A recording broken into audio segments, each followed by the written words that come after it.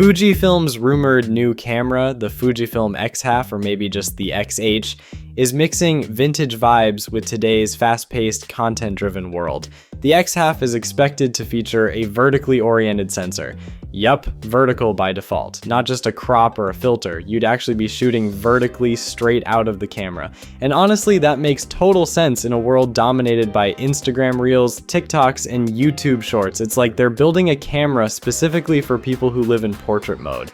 But this isn't just a gimmick. The whole vertical concept is inspired by old school half-frame film cameras.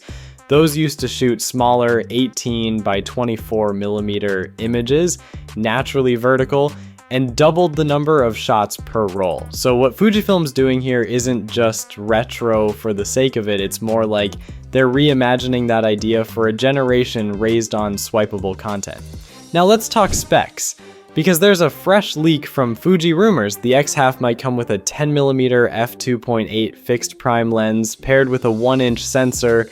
That combo gives you a field of view similar to a 27mm lens on a full-frame camera. Way more cinematic than your phone, but still familiar, especially if you've used something like the Galaxy S25 Ultra with its 24mm equivalent. And yeah, earlier leaks said it might be f2.4, but now the latest suggests f2.8. Either way, you're looking at solid low-light performance and decent background blur, plus Fujifilm knows how to make great glass. That's still a weak spot for smartphones. As for the price, still under wraps, but word is it'll come in cheaper than the Fujifilm X-M5, which goes for around $900 with a kit lens. And with a rumored launch date of May 22nd, we won't have to wait long to see what this thing can really do.